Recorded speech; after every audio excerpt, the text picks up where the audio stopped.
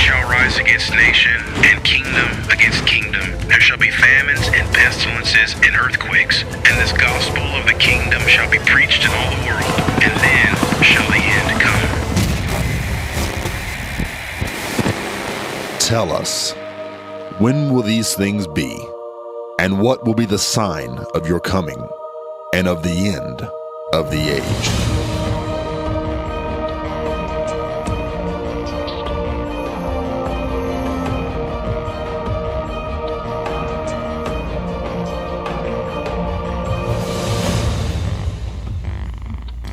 Here's today's prophecy update.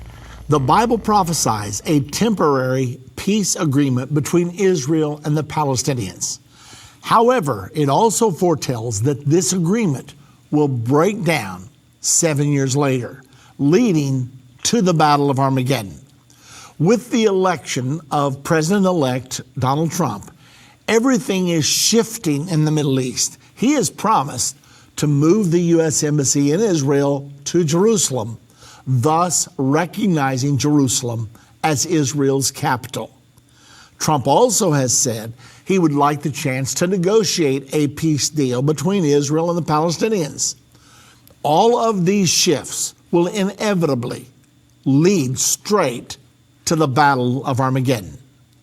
But not just to Armageddon, but also at the same time to the second coming of Jesus Christ to this earth. We'll tell you much more on today's edition of End of the Age. Well, as I'm watching everything developing right now, I'll have to confess, there's a sense of excitement welling up in me. And nothing causes it any more than this adamant promise by President-elect Donald Trump to move the U.S. Embassy to Jerusalem. Let me give you just a little bit of background in case you don't know. The United Nations has asked all the nations of the world not to locate their Israeli embassies in Jerusalem. So all the nations, 100%, presently have their embassies in Tel Aviv, which is about 45 minutes away from Jerusalem. Yet, the Center for Israeli Government is in Jerusalem. It's a ludicrous situation. Now, why is the UN doing this? Because the UN does not accept Israel's right to Jerusalem, to any of it. Before the '67 war, Israel had West Jerusalem, and Jordan occupied East Jerusalem. Jordan had occupied East Jerusalem during the War of Independence in 1948. Well, when the '67 war happened, Jordan attacked Israel. Israel counterattacked, drove them out of Jerusalem entirely and back across the Jordan River where they came from. So Israel has occupied all this territory since that time and annexed East Jerusalem, combining Jerusalem to make it its undivided capital in 1980. But none of the nations of the world accept this, sadly, including the United States of America. Now, here's what has happened. So many of our lawmakers here in the United States were so disturbed by this anti-Israeli policy that we passed a law in 1995 that the embassy had to be moved to Jerusalem and that Jerusalem had to be recognized as the undivided capital of Israel. I mean, it was an overwhelming vote. I think it was something like 95-5 in the U.S. Senate. Nevertheless, they did put a waiver in there which said if the president would decide that the moving of the embassy would threaten national security, that he has the ability to go before the Congress once every 6 months and ask for a waiver from this law. Well, sure enough, every president from that time on, every 6 months, has sent notice of the waiver over to Congress, all the way from Bill Clinton through George W. Bush. That means that Bush had to do it 8 times. He promised Well, matter of fact, he was in office 8 years, so he would have had to do it 16 times because they do it twice per year. So Clinton did it, George W. Bush did it, and now then Barack Obama has done it for the last 8 years, meaning 16 times he has said it would endanger national security to move the embassy to Jerusalem. Now, it's the law that it has to be done. The only thing stopping it is the waiver. A more recent development is that different lawmakers now have gone back to the U.S. Senate asking them to get rid of the waiver. However, that has not flown yet. Consequently, the waiver still stands to this day. Nevertheless, Donald Trump says he will move the embassy. Now, the State Department is going to say, oh, no, you can't do that. The Arabs are going to go crazy. We may end up in World War III. Donald Trump claims he is going to do it. Now, that's all I can tell you. And he appears to be a person who does what he says. Now, let me just give to you a scripture that tells us that the Battle of Armageddon is going to be fought over the city of Jerusalem. And that's the reason that this takes on such great importance. And I want to read it to you. It's from Zechariah chapter number 14. We're going to start there with verse number 1. Behold, the day of the Lord cometh, and thy spoil shall be divided in the midst of thee. For I will gather all nations against Jerusalem to battle. And the city shall be taken, and the houses rifled, and the women ravished, and half of the city shall go forth into captivity, and the residue of the people shall not be cut off from the city. Now, when is this? This is the battle of Armageddon, when all nations will come down against Israel to force Israel to give up Jerusalem. Verse 3, then shall the Lord go forth. As a matter of fact, if you notice in verse 2, half of Jerusalem will fall to the invading armies of the world community. When that happens, here's what happens next. Verse 3, then shall the Lord go forth and fight against those nations as when he fought in the day of battle, like he used to fight for Israel in the Old Testament. Then verse 4, and his feet shall stand in that day upon the Mount of Olives, which is before Jerusalem on the east. I mean, the Mount of Olives is just across the valley. Here's the Temple Mount, across the Kidron Valley, and here is the Mount of Olives. So when Jesus comes back, he's coming back to the Mount of Olives. And when his feet touch down, the Bible says that the Mount of Olives shall cleave in the midst thereof toward the east and toward the west. And there shall be a great valley, and half of the mountain shall move toward the north, and half of the mountain will move toward the south. So a great earthquake is going to hit and split the Mount of Olives. Not only the Mount of Olives, it may even split the Temple Mount itself. Whatever the case, this is a prophecy of the Battle of Armageddon. And the focal point of the Battle of Armageddon is going to be the city of Jerusalem. There's an article that just came out recently in the Israel National News. It was actually on November the 30th of this year. And the title of the article is Moving the U.S. Embassy to Jerusalem. And I want you to hear some of this article. The U.S. State Department, which has always opposed moving the U.S. Embassy in Israel from Tel Aviv to Jerusalem, understands very well that any peace agreement between Israel and the Palestinians will leave at least Western Jerusalem as Israel's capital and part of sovereign Israel. Now, this is the big point.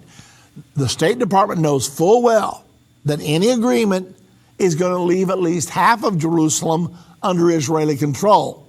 Now, the United Nations would like to leave Jerusalem, all of Jerusalem, under UN control. And then it becomes an international city with anyone having access there. Nevertheless, the article goes on.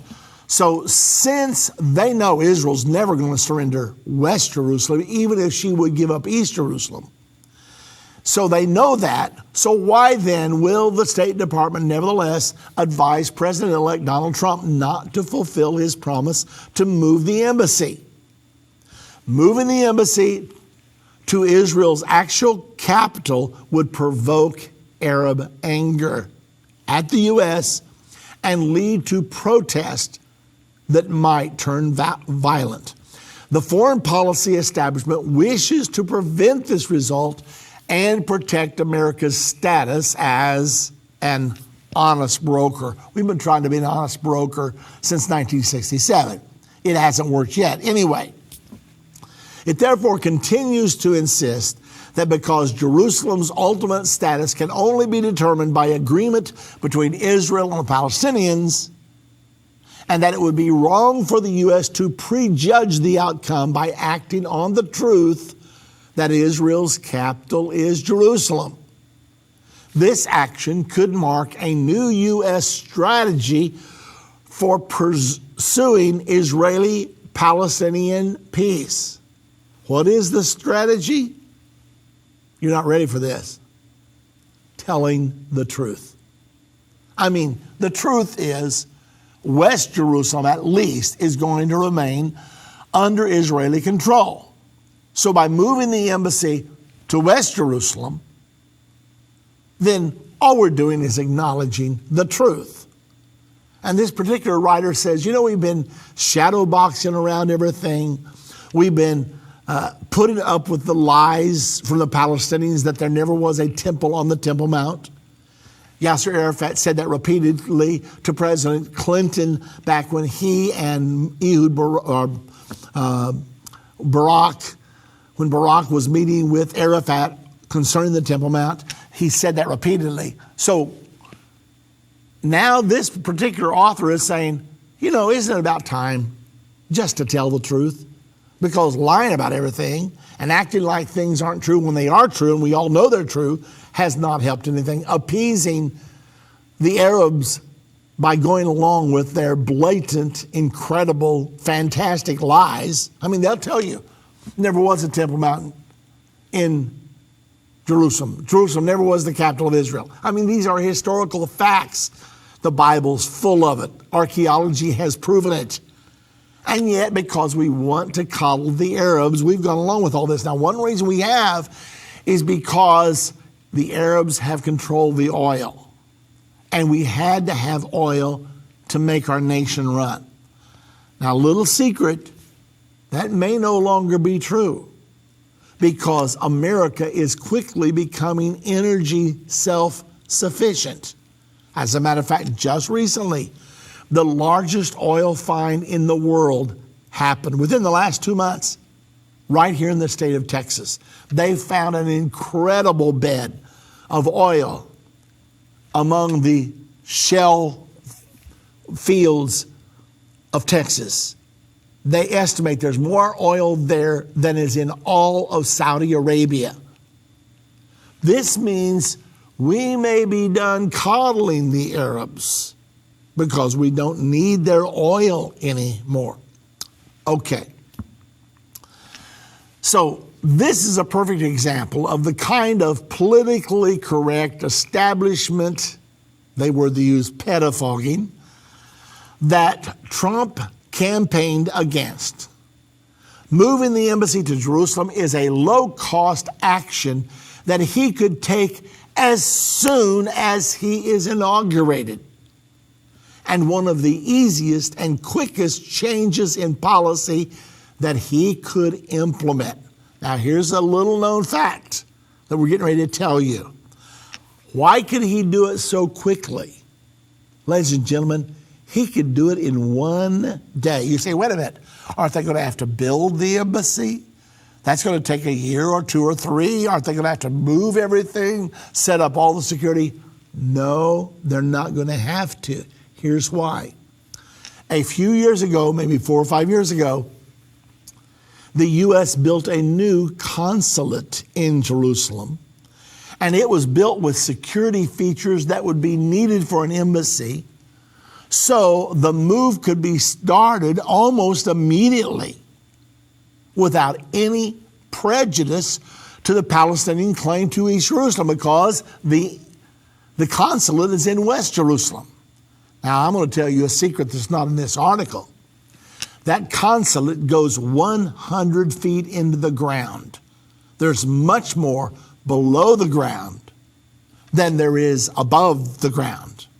They have built it to be a military command center if all-out war broke out in the Middle East. So here it sits above the ground. You've only got a couple of stories. It's very inauspicious. But below the ground, bomb-proof, nuclear-proof, chemical-proof, all of the communications networks necessary. It is quite a place. Okay. Now, the State Department's insistence on the diplomatic fiction that none of Jerusalem is part of Israel helps preserve the Palestinian hope that someday Israel will be forced to give up its capital and will be destroyed as the independent democratic Jewish state. Now, let's pause there. You say, are you really telling me the truth that we still don't recognize West Jerusalem? I'm telling you the truth. There was a case here in America within the last 12 months or so. A young boy was born in Jerusalem, West Jerusalem. He wanted his U.S. passport to say born in Jerusalem, Israel. The State Department said no. It can only say born in Jerusalem. You cannot put Israel on there. We don't recognize Jerusalem as part of Israel. This young man and his parents took the case all the way to the Supreme Court, and the Supreme Court of the United States said, no, you cannot have Jerusalem, Israel on your passport. Now, why does the Supreme Court say this? Because the executive branch of our government is considered the branch of government that controls foreign affairs. So, if the executive says we don't recognize West Jerusalem as the capital of Israel, then the Supreme Court says the executive is the one that has the power. Therefore, we will support it. Now, it follows, though, that when Donald Trump becomes president, just a little over 30 days from right now, that he would then have the power to change that policy so that passports could say Jerusalem, Israel. But beyond that, he may even decide to recognize all of Jerusalem as the capital for Israel. Now, I can't tell you for sure what Donald Trump is going to do. If he goes ahead and does this, it is going to shake everything to its foundation. What will the Arabs do? I don't know. I don't think they have much of a choice. Are they going to launch war against Israel and thus against the United States of America? I don't see that happening. I don't think Iran wants to fight Israel and the United States. I don't think Turkey wants to fight Israel and the United States. Now, would they all get together and fight us? That's another question. I don't know the answer to that. Okay, let's go ahead with the article because there's more information here that you need to see. I'll tell you what, let's do. Before we go there, let me just pause a moment because I've got something really important to talk to you about. I think I told you last week that we need, in order to finish in the black this year, in order to pay up our media bills by December the 26th, we need $470,700. I know that's a considerable amount of money, but with all of you out there, we could do this. There may be someone wants to give $100,000, $50,000, $25,000, $10,000, $5,000, or maybe $1,000. I mean, after all, if 4,000 people gave $1,000, what would that be? Actually, we only need 400 people to give $1,000. So whatever you can do, though, this is urgent. Today's the 8th of December. We need to make this by the 26th. Now, some of you have already responded beautifully. We thank you, but we still have a long ways to go. So if you're out there, now, why are we doing this? Because we want to stay on the air. if we can't pay our media bills, will go off the air. Now, this would bring us up to date. We'd have a great free sailing next year, at least as long as everything holds up and stays the same. So if you can help us, I'm asking every one of you, please don't sit this one out. I mean, if you can only do $100 or even $50, don't sit this one out. We need every one of you. Remember, where there's unity, there's strength. If everybody listening to me today would jump aboard, this would be a done deal. So pray about it. Ask God what you should do, because 2017 is going to be an incredible year, and we need to be in full speed forward for the name of Jesus. There are prophetic fulfillments coming at us right now. And when they break, when this peace agreement's signed, and it could happen in this coming year, End Time Ministries has got to be ready to go, because we're one of the few ministries around announcing to the world that when this peace agreement is signed, it marks the beginning of the final 7 years to the Battle of Armageddon. So we need this urgently this month right now. So I'm asking you, call us. 800 End Time is the number to call. Tell our operators what you'd like to do. If you'd like to mail in your payment to End Time Ministries, simply mail it in to End Time, 2701 East George Bush Highway, Plano, Texas, 75074. Let me give that to you one more time. And that is End Time, 2701 East President George Bush Highway, Plano, Texas, 75074. If you didn't have time to copy all that down, go to our website, endtime.com. All the information is there. If you'd like to donate by internet, simply go to endtime.com, endtime.com, and there's a place there. Click on the donate button and make your donation to the general fund. And that way we'll be able to catch everything up, and we're going to be ready to go blasting into 2017. Lots going on. There's some things going on I haven't told you about, because I'm doing the research right now. A huge thing is developing right now. I'm going to give you one hint. The Bible prophesies that Protestants and Catholics are going to merge together, and they will follow the false prophet into the arms of the Antichrist. A huge plan is in process right now for them to do just that. Now, that's all I'm going to tell you. I'm working on the details. Perhaps in a couple of weeks, I'll have a lot more to say to you. But I'm telling you, they're planning it this year, because this year will be the 500th anniversary of the start of the Reformation, when Martin Luther nailed his 95 Theses to the door of the church at Wittenberg, Germany. Well, this is the 500th anniversary, and the Pope is planning on reversing the Protestant Reformation. Many others are trying to reverse the Protestant Reformation. Many evangelicals are trying to reverse the Protestant Reformation. As a matter of fact, many leading evangelicals are planning on going to Rome this year to sign a statement of unity and purpose. So it's a big, big deal. In order for us to be ready, though, I mean, what if they do that? What if the final peace agreement is signed between Israel and the Palestinians this year? If all that happens, End Time Ministries has got to be unfettered, ready to go. So anyway, if you're out there and you would help us now, it's urgent. The number to call is 1-800-END-TIME, and I thank you so very much. All you partners that have been donating all year long, you're wonderful. Thank you. You've brought us to where we are right now. Okay, get back. That Palestinian hope is the main obstacle to peace. The hope that eventually Israel will be pressured to give up Jerusalem. That's the heart and the soul of Jerusalem, or heart and soul of Israel. The Palestinians can only make peace when their community, and perhaps the Arab world of which it is a part, come to understand that international pressure will never force Israel to acquiesce in its own destruction. So they're hoping that Israel will ultimately sign an agreement that will be national suicide. If they come under enough international pressure, Israel's not going to do that. Anyway, one of the best ways the U.S. can demonstrate that this hope will never happen is to consent and to hold out to move the embassy to Jerusalem. That will indicate to the Palestinians that none of this is ever going to work against the nation of Israel. Okay, now I want to continue on right now because I want you to get this whole picture. There is another way that an American truth-telling strategy could encourage peace.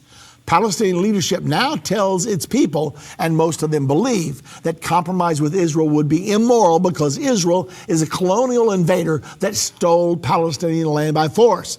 By that argument, Israel has no moral claim to any of the land, and any concession to Israel would be dishonorable. But Israel is descended from Jewish kingdoms that ruled parts of the land for centuries in ancient times. I'm talking about from 1000 BC all the way up until 70 AD. Now, Israel too has a traditional base for moral claims to the territory, in addition to legal claims from the League of Nations mandate, which happened back in 1920. If the Palestinians recognize this truth, they would see that compromise between the two groups, each of which has valid claims to the land, could be an honorable way to end the dispute and not a cowardly yielding to force. To undermine this moral basis for compromise with Israel, Palestinian leadership flatly denies any ancient Jewish connection to the land.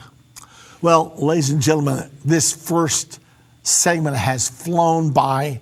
So let me just once again, as we're coming to the conclusion of this first half of our program, let me once again say to all of you out there, we need to make up a deficit that has accumulated throughout this year. By December the 26th. We need $470,700. Please make a donation of any size. If it's $10, if it's $50, if it's $100, or if you can do much, much better, please do. The number to call, 1-800-END-TIME, 1-800-END-TIME, or you can go to endtime.com, click on the donate button, appropriated to the general fund. Thank you so much.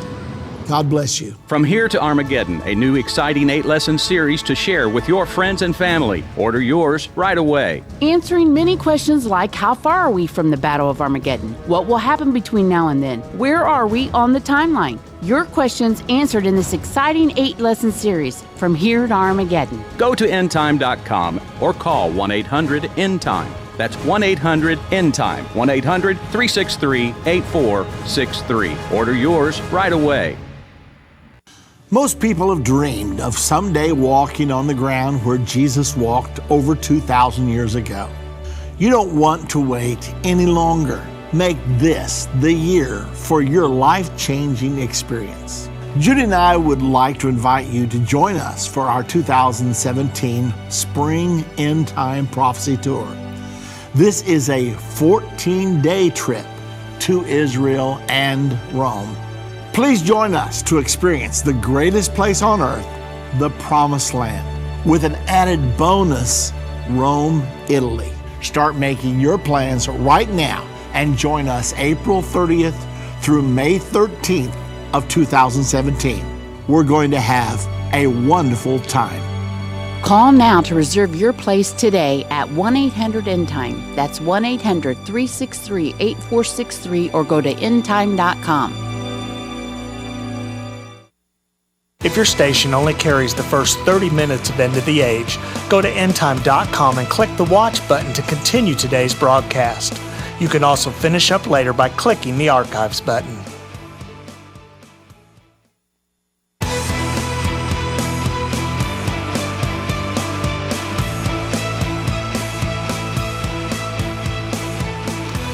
We will be taking your calls in this half of the program, but before we go to the phones, I want to go ahead and finish this article because I think you need to hear it. Now,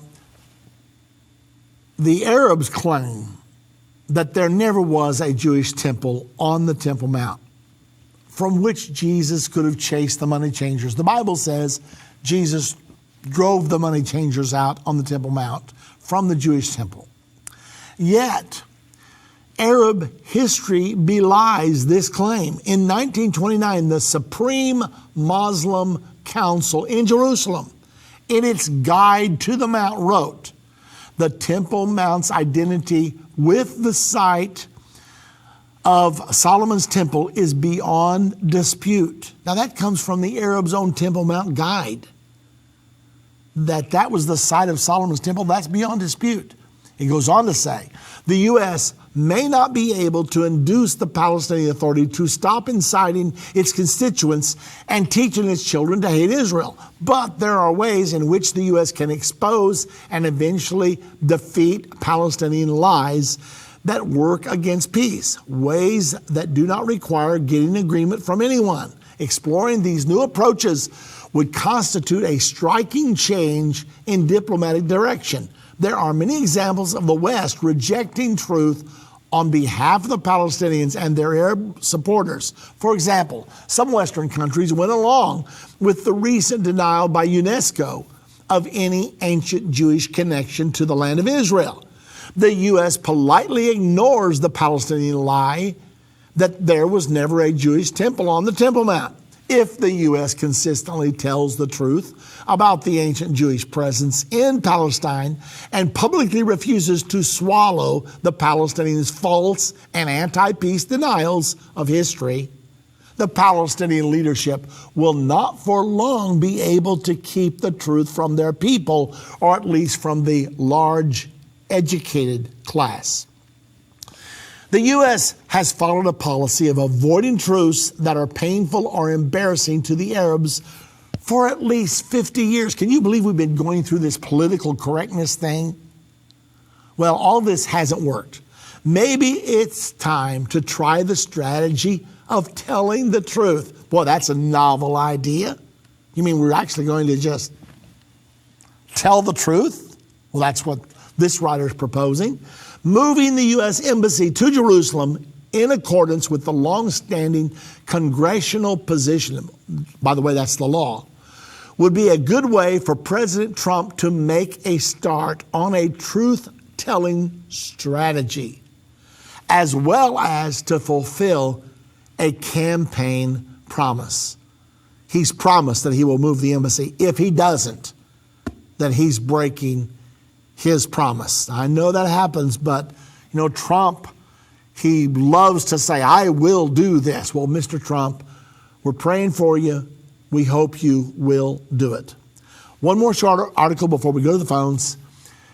Erdogan, the leader of Turkey, calls on Muslims to protect Jerusalem. This too happened on the 30th of November. That was published in Israel National News.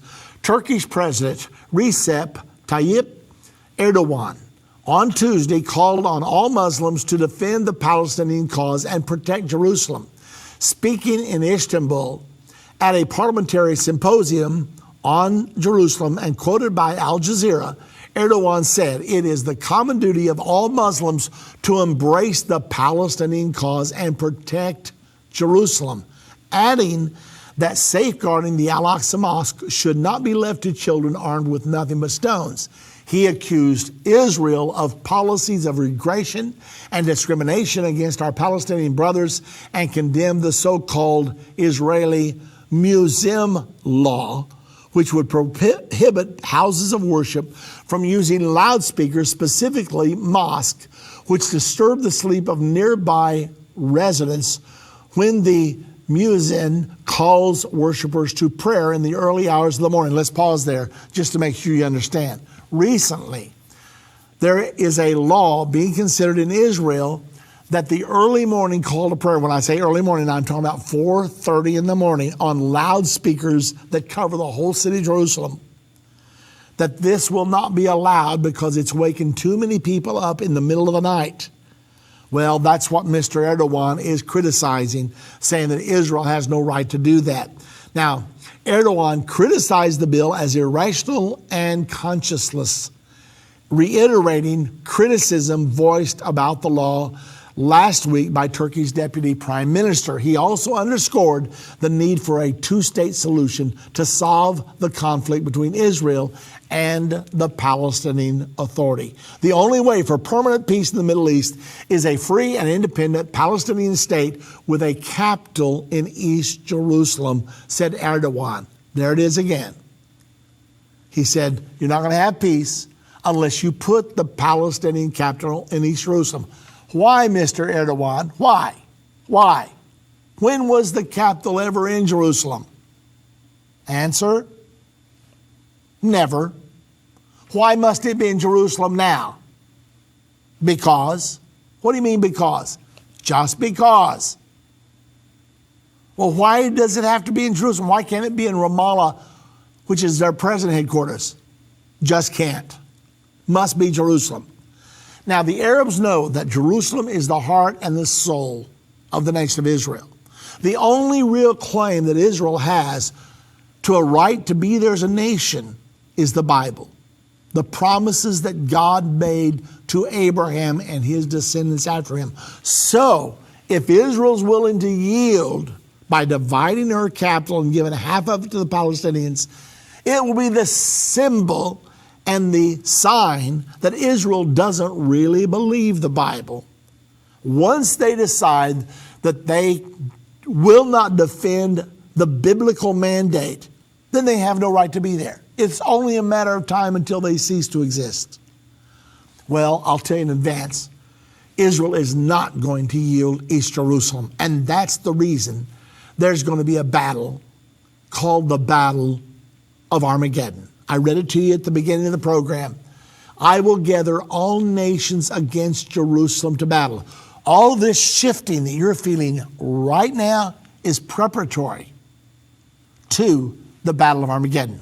If you'd like to be on the air with me today, the number to call, 877-END-TIME, 877-363-8463. We do have lines open, so now's your chance to jump online. One more time, the number, 877-363-8463. If it's easier for you to remember this way, just dial 877-END-TIME, 877-363-8463. And we're going to be going to the phones very shortly here. I have one more article that's of tremendous interest to me, and that is that there was recently indictments issued to Arabs for harassing Jews on the Temple Mount. Now, I'm an eyewitness to this whole situation. I was on the Temple Mount. There was this organized group of ladies. They were paid to be there. They were wearing the burqas. And anytime any Jew came onto the Temple Mount, they would immediately go around right behind them, and they would chant repeatedly, nonstop, until it would drive you crazy. Allahu Akbar, Allahu Akbar, Allahu Akbar. And they just kept doing it, kept doing it, kept doing it. And in so doing, they were harassing Jews that were visiting the Temple Mount for religious purposes. Well, finally, those people were arrested. Now then, this comes on the 29th of November. It says that the Jewish Temple Mount visitors have been targeted by the Muslim activists who are paid to disrupt visits by shouting and trying to intimidate. Now then, Israel has issued indictments against those because they were told not to do it. They kept doing it anyway. Now they've been arrested and they're being indicted, undoubtedly headed for trial. So I'm telling you, the battle for the Temple Mount keeps on going, and it's going to keep continuing all the way to the Battle of Armageddon. Okay, let's get to the phones now. Joe is calling from Kentucky. Hello, Joe. Hello, Brother Baxter. How you doing? I'm doing wonderful, thank you. Yes, my question is if you are familiar with what happened with the Julian Assange about a couple of weeks ago. And Well, I've read a lot about him, Joe, but I'm not sure exactly what you're referring to. Yeah. I've been doing my investigation on the internet and all that, and they said that the CIA, that the U.S. government and press, somehow they forced the government of Ecuador to release Julian Assange and all that, which he was in the Ecuadorian embassy in London, and there's several witnesses, and there's other things that they said that there's black cars that approached the embassy. They went in and they came out with a guy with some kind of they had some kind of a hood on his face and all that, and they said that was the CIA and all that. And right now they don't know where he is and all that, and he might be dead or something like that. So do you think the globalists here in the United States and in Europe and at the United Nations, they somehow find a way to stop, Julian Assange and all that? Well, Joe, I haven't heard that story. I don't know where I've been. That's a huge story. Yeah, they on Fox News, before, and I don't know how Fox News learned this, but like a few minutes before the CIA went in and got Julian Assange, Fox News knew about it and they reported on it, but 10 minutes after they reported on that, they took that off the air. Because I guess the government told them not to report on that. And nobody knows where he is right now, and he might be dead, or he might be somewhere here in the United States being interrogated by the CIA. So, I was wondering how that applies to the end time prophecies and all that. Well, you do know that many people believe Assange changed our election. Right. By his continual releasing of statements that were made, his revelation that different people gave Hillary Clinton the debate questions in advance. All of this came boiling out during the few weeks just prior to the election, and many people believe that one factor tipped the election in Donald Trump's favor, which of course it should have. But anyway, I just simply don't know. It would not surprise me anything they tried to do to this man, but I did not know that the rumors were going around that he had actually been captured. So maybe we have some listeners out there that have more information for us. They could fill us in. And I'm sorry, I'm not up to date on that, but nevertheless, it's a huge thing. All right, so thank you very much. Okay, thank you. I really appreciate it. Wow, if that has happened, then there's going to be several possible outcomes. If Julian Assange is right now under the power of the U.S. government, and this is a big if, please don't go repeat this, I don't know. Joe from Kentucky believes it did happen. He apparently read a report that it happened. We're going to have to find out. But if this did happen, then the next question will be, well, what happens to him between now and the time when Barack Obama leaves office? Or if he's still in U.S. custody, what will Donald Trump do? Will Donald Trump pardon him, release him? All huge questions. Going to be interesting to see what happens. If you're not a subscriber to End Time Magazine, today's the day to do it. Call 800 End Time. We'll be right back. If ever people need to hear the unvarnished truth, it is now. There are some subjects that are not politically correct to talk about, but they're urgent. That's why I'm grateful for End Time Magazine. If you're not a subscriber, you're missing information that will really impact your life. End Time has a bi-monthly magazine that explains how current events are fulfilling Bible prophecy. You can get a 2-year subscription for only $29. You can also get a bulk subscription and pass them out to your church. We have gotten reports that End Time Magazine has caused spiritual awakenings in churches when they see the prophecies being fulfilled right now. You can start your own ministry and leave them in doctors' offices, libraries, laundromats. You never know if you might be responsible for saving someone who is searching for the unvarnished truth. That's what the magazine did in my life. Call 1-800-363-8463. That's 1-800-END-TIME and get your subscription today.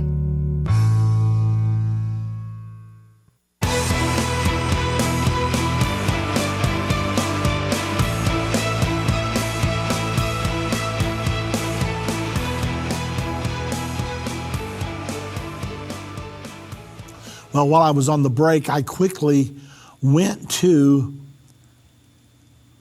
the web, and a story that was just released 4 hours ago says WikiLeaks founder Julian Assange leaks his own testimony from Swedish rape probe.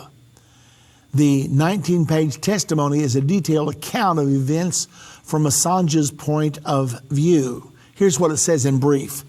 Julian Assange, the founder of whistleblowing website WikiLeaks, has released the 19-page testimony he read out during an interview with Swedish prosecutors last month.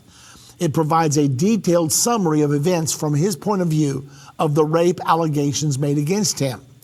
In his official statement to authorities, Assange maintained he was entirely innocent of sexual misconduct and blasted the prosecutors for what he branded cruel, inhumane, and degrading treatment. To date, the WikiLeaks founder has not been formally charged with any crime. Well, interesting.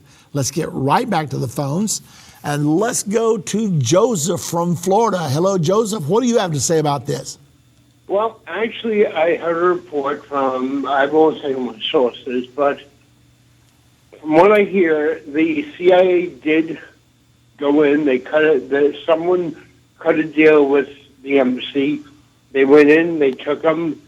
He was brought to Guantanamo Bay, and from there, of all places on Earth, under the cover of a former astronaut being flown off the Antarctic continent, he was the one flown in on the plane.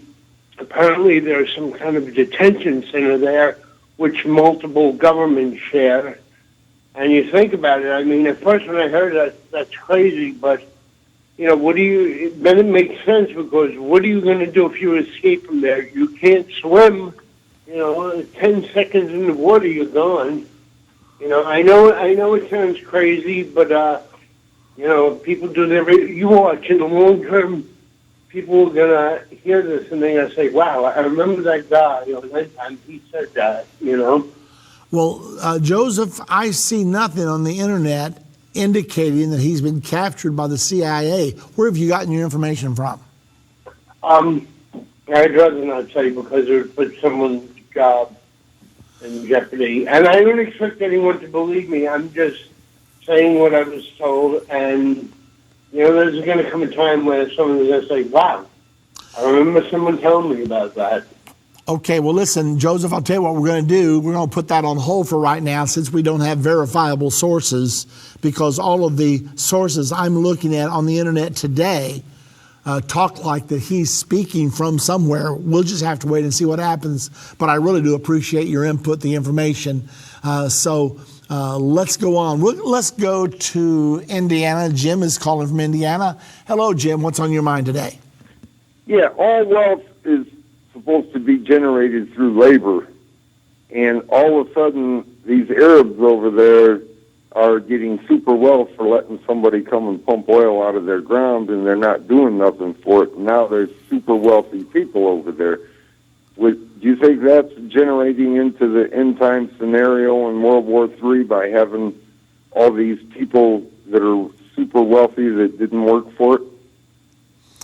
Well, of course, they would tell you they had to manage the business, and there's always management, and then there's labor, and there's different ways that businesses are run. So I'm not sure that we can make a sweeping accusation that even though they weren't out there themselves running the pumps, they nevertheless had to sell the oil, make the business deals, run the business, hire the people, buy all the equipment and all those things. So I'm not sure that that kind of logic will really hold up. I will tell you this, though.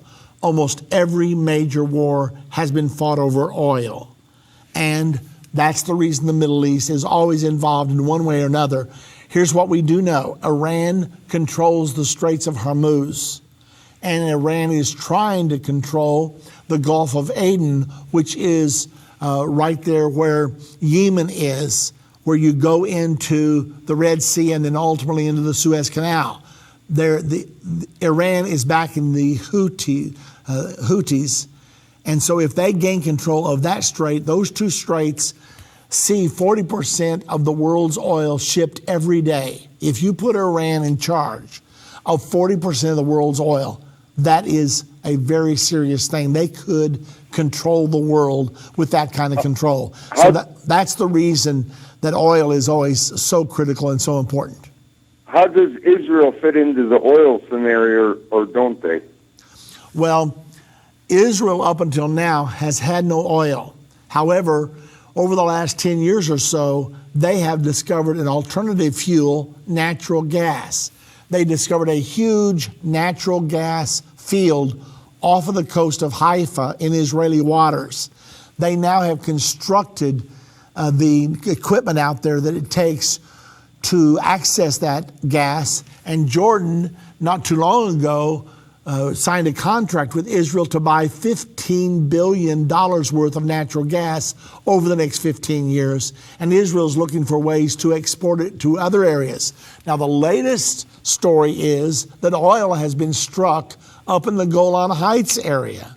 So it almost looks like here in the end times that God is allowing Israel to discover oil and gas so that it can be energy independent. At least that's the way it looks right now.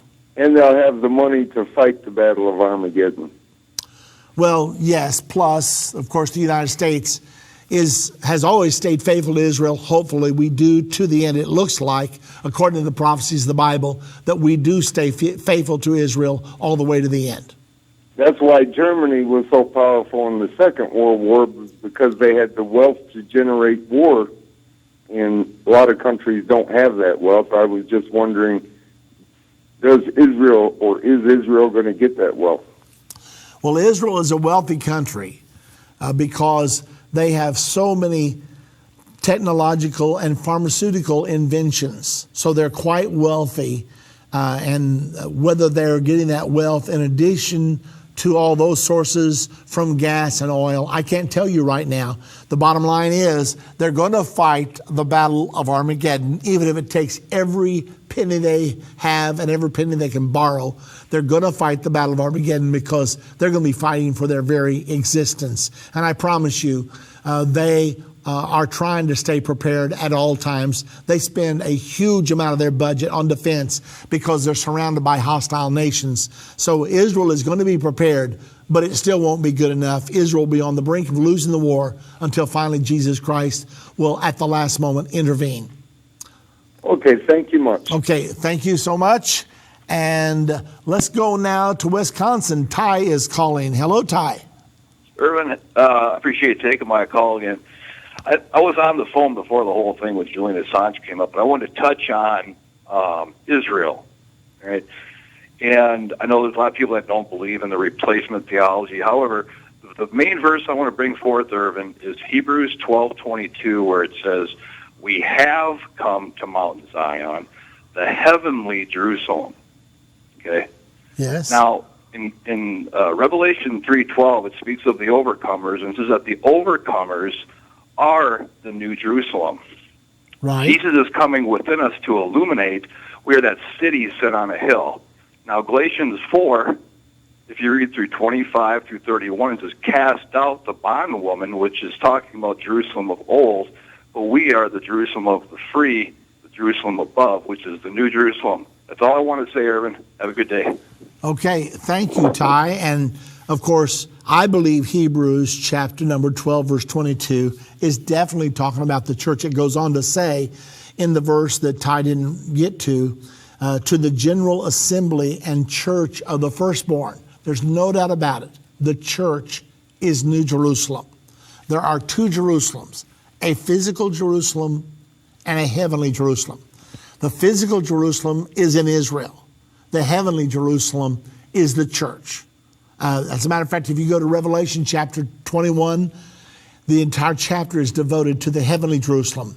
There, the one speaking to John said, "Come hither, I will show thee the bride, the Lamb's wife." And he showed me the New Jerusalem. The bride, the church, is the New Jerusalem. That does not disannul, however, Romans chapter 11, verse 25 and 26, that blindness in part hath happened to Israel until all of Israel, until the fullness of the Gentiles become men, yet all Israel shall be saved.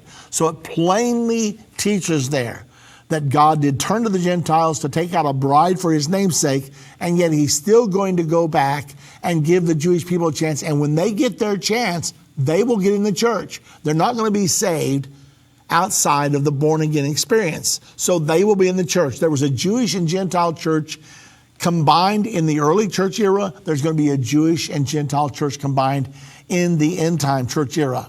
Let's get back to the phones. And Donald is calling from Louisiana. Hello, Donald. Hello, Brother Baxter, and may the Lord bless you. Thank you very much. My questions are, how long are we from the signing of the peace treaty and the mark of the beast. And also, I have another question. I know that the Catholic Church has a lot of false teachings, and one thing that that the Pope is now saying in the Catholic Church is that Jesus was a sinner, and he also said that Jesus is, or from my understanding, Jesus is the son of Satan or the brother of Satan, and I was trying to see if you had any input or you heard something about that. Okay, we don't have much time left, Donald, so let me reply to you as quickly as I can. I cannot tell you today how close we are to the peace agreement. I anticipate that Donald Trump is going to, in the first year of his presidency, try to get that agreement done. But many others have tried and failed. I cannot tell you that he will get the agreement at all, although it looks like events are so converging that it will probably happen within the next 2 to 4 years. But that's not for certain. Here's what we can be certain about.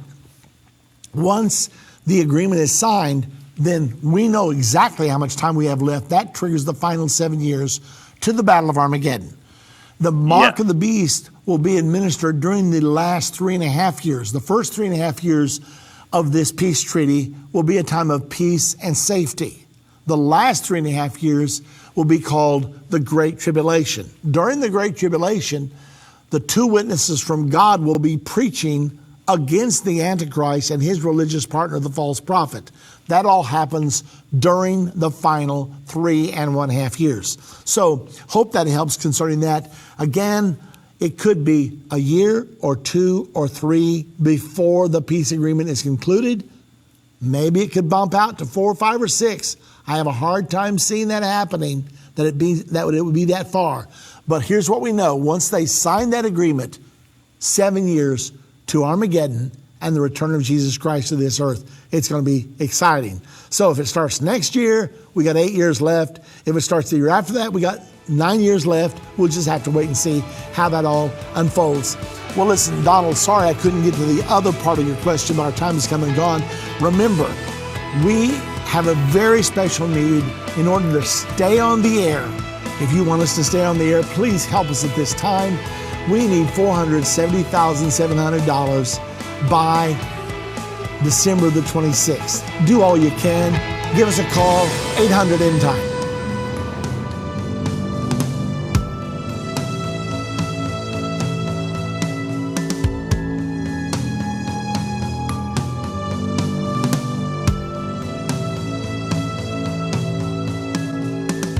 End of the Age is a production of End Time Ministries. This broadcast will be available on our website, endtime.com, in the archives section. On our website, you'll also find more information about how current events are fulfilling Bible prophecy. To reach our operators, call 1-800-END-TIME. That's 1-800-363-8463. End Time Ministries is partner supported. We would like to say thank you to our partners who made this broadcast possible. To do what Matthew 24:14 said, to reach the world with the gospel of the kingdom.